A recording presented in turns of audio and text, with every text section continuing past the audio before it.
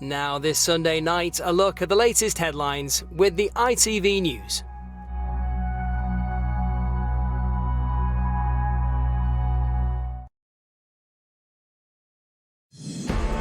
The battle lines are drawn in the fight to be the next Prime Minister.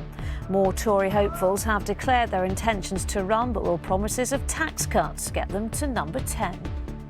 Well, tonight, one candidate, the Chancellor, claims he's the victim of smears over his tax affairs and finances. Also ahead. A sit-in at the presidential palace in bankrupt Sri Lanka as people demand action over fuel and food shortages. Plus,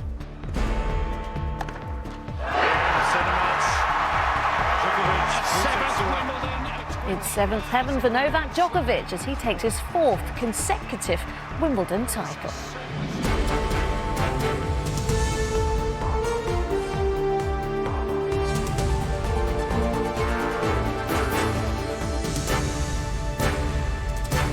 This is ITV News with Lucrezia Millarini. Good evening. The Conservative Party leadership contest and, crucially, who will become our new Prime Minister is becoming a rather crowded race. So far, there are 10 candidates. Tonight, Foreign Secretary Liz Truss joined those, hoping to win over Tory MPs and win their votes. And it is tax cuts and the promise of them, which is, at least for now, uniting most of those who want to be PM. Our political reporter Shihab Khan on the taxing issue and the contest. It was his resignation that was the start of the end for Boris Johnson. Sajid Javid, the former Health Secretary, is now officially in the running to replace him as Prime Minister. Mr Javid, are you selling a low-tax fairy tale? In his attempt to win support, he has pledged to reverse the increase in national insurance and cut a range of taxes, but hasn't yet provided all of the details. I will be setting out in the next few days a scorecard which will show exactly how all of that will be funded in a sustainable way. So I don't believe in unfunded tax cuts. This is a funded proposal. This isn't a risk-free way. Whatever you decide on economic policy has risk, whichever way you go. But I think the much greater risk is not having the tax cuts. He's not the only former Health Secretary to throw his hat into the ring. Jeremy Hunt, who ran last time, has also pledged to cut taxes. You came second the last time round. What's going to be different this time? I think the leadership campaign last time was very focused on Brexit because it hadn't happened. Now it has. People are going to say, well, who has got the experience and the vision to make a success of Brexit? And that, I think, is the leadership that I offer. I'm someone who has a business background, and I want to bring our corporation tax down to 15%, which is the lowest possible level. Rishi Sunak, the former Chancellor, is at the moment the only candidate to play down tax cuts. And this expert says that if any candidate is pledging to cut taxes, this will need to be paid for in some way. If you cut taxes and you don't cut spending, then borrowing will rise. I mean, that is a straightforward piece of arithmetic. That's clearly true in the short run. If you're talking about cutting taxes, then you really do need to say what it is on the spending side that you're going to cut back on relative to current plans. The others who have so far entered the race beyond the three already mentioned are Suella Braverman, Tom Tugendhat, Kemi Badenoch, Nadeem Zahawi, Grant Shapps and Penny Mordaunt. The party will have a new leader. She launched her campaign with this social media clip, but not without controversy. It included Oscar Pistorius losing to Johnny Peacock when he won gold in 2012. Peacock then requested to be removed from her video. Tom Tugendhat, one of those standing, is the only candidate to have declared with no ministerial experience. He believes we need a break from the past. Look, I want a return to service. I want the government to return to serving to the British people. I want the Conservative Party to return to doing what it does absolutely best, which is representing the British people. But in order to get there, you're right, we do need a clean start. And if we don't get it, we're going to be going around these circles. Now, we can do better than that. 10 candidates have already entered the race and more could quite easily follow next week in what is a wide open contest. So she had another candidate tonight, Liz Truss. Absolutely, the Foreign Secretary. This doesn't come as a huge surprise. There's been a lot of talk in the last few days or so about when Liz Truss was going to throw her hat into the ring. She's very popular among Tory party members and for many is one of the front runners here. She already is talking about tax cuts. You've just heard in that report how nearly all the candidates are talking about that, other than Rishi Sunak. Liz Truss is another one talking about reversing that national insurance rise, talking about tax cuts from day one. This is one of the big issues. Having spoken to a number of the candidates, they were naming her as a potential front runner from the very beginning. So it's going to be interesting to see how that develops and where she finds herself in terms of getting support from her colleagues, which will be the challenge for her. And this campaign really only just beginning, isn't it? But already claims of smear tactics. Absolutely. So Nadeem Zahawi, the current Chancellor, there's been some reporting about whether he has been under investigation for his taxes by HMRC and the NCA, which is the National Crime Authority. He has been saying that he's not aware of it. He's come out, said it's a smear. He's also said that he's willing to publish his tax returns in full if he becomes Prime Minister.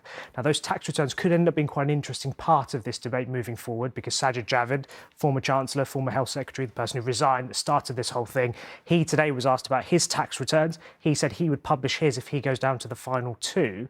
There could be some pressure that's put on the former Chancellor, Rishi Sunak, after all those reports about his wife's tax status, and there could be pressure for all the candidates to do the same.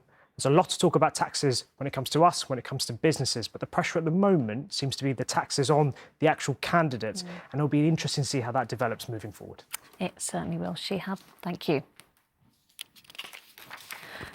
Next tonight, protesters remain holed up in Sri Lanka's presidential palace, a rare symbol of opulence and wealth in a country which is now bankrupt. Both the President and the Prime Minister have resigned. Their government has run out of money to pay for food and fuel and other everyday essentials. Well, the first to go under in the global cost of living crisis. Vincent McAviney has our report. On red carpets more used to welcoming the polished shoes of world leaders, the people of Sri Lanka tour their newly reclaimed presidential palace, posing for selfies on the resigned president's bed, playing a tune of revolution on his piano. This is what happened when decisions in gilded rooms lead a country to bankruptcy and hunger. For months, Sri Lankans have borne the brunt of an economic crisis with chronic food and fuel shortages and rocketing prices. This weekend, anti-government protests proved unstoppable. This is public property. That's our tax money. When the people in the country have nothing, it's not fair for one person to benefit all these things. Sri Lanka's tourism and import-based economy was first devastated by the pandemic and now by the effects of the war in Ukraine thousands of miles away. But Sri Lankans blame their leaders too. President Gotabaya Rajapaksa will officially step down on Wednesday, the last serving member of a political dynasty that's dominated the country for 2 decades. He's accused of corruption and mismanagement by opponents. Future, we have to be brave and intelligent, because we are the people who elected these people into the parliament. The burnt-out shell of the Prime Minister's home, further evidence of the anger born of desperation after inflation topped 50%, threatening millions with a humanitarian crisis. The voices of those calling for calm are getting drowned out. If there is lawlessness and if there is no coming together amongst the political groups, there is no way the international community can come in and help this country. In order to restore order in these halls of state, a new cross-party unity government will have to first secure a £2.5 billion emergency loan from the International Monetary Fund. But whilst the money might be on the way in days, those in the growing breadlines know it will take far longer to escape the economic disaster wrought on their island nation. Vincent McAviney, ITV News. To Ukraine, where at least 15 people have died after missiles struck an apartment block in the eastern Donetsk region. Ukrainian officials say it was a Russian attack. Rescue teams working with heavy machinery have pulled several people out of the rubble alive. And at least 15 people have been killed in a shooting at a bar in the South African town of Soweto. Police say a number of gunmen entered the venue and started firing randomly at a group of young people before fleeing. Their identities or motive are unknown. On to sports, and Formula One says it will investigate reports of discriminatory behaviour by fans at this weekend's Austrian Grand Prix, which was won today by Charles Leclerc. Lewis Hamilton was among the drivers to condemn reports of sexist and racist behaviour by fans in the grandstands following his crash in Friday's practice session, which was also cheered by some spectators. Well, the heatwave scorched centre court today for the men's final at Wimbledon. In the end, it was Novak Djokovic who was too hot to handle. He beat Australian Nick Kyrgios 3-1 to win his 7th Wimbledon crown. Tempers flared in the match. Kyrgios lost his cool a number of times, as Chloe Keedy reports from Wimbledon. It's the 7th time Novak Djokovic has lifted this trophy. This latest Wimbledon victory taking his Grand Slam tally to an impressive 21. To do that, today he had to get past Nick Kyrgios, who was all smiles ahead of the match. But the Australian has become known during this tournament for his outbursts, and as he played in his first ever Grand Slam final, he once again provided plenty of drama. Djokovic refusing to go away in these service games. It was in the 3rd set that things began to unravel for Kyrgios. And with a young Prince George watching on, he began to blame others. The umpire. It shouldn't be coming down to your opinion. A woman in the crowd. The one that looks like she's had about 700 drinks, bro. And also, apparently, his own support team. Why do you do that? But Djokovic managed to maintain his focus to take the 3rd and 4th sets and the match. Djokovic, superstar player. Afterwards, he paid tribute to his opponent, surprising everyone, including himself. I really respect you a lot. I think you are a phenomenal tennis player, an athlete, an amazing talent. I never thought I'm going to say so many nice things about you, considering the relationship.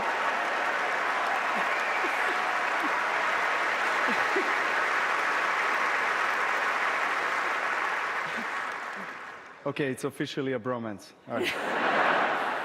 We were, of course, all hoping that Britain's Cam Norrie would be out there on centre court today. But he did make it as far as the semi-finals in what has been a terrific tournament for British tennis. Alfie Hewitt has been one of its stars. He made it to his first Wimbledon singles final against the Japanese world #1, Shingo Kunieda. It's a championship point for Kunieda. After a tense 3rd set tiebreak, it was Kunieda who came away with the title this time. Needs the one. 4-6. Obviously gutted. That one's going to sting for a while.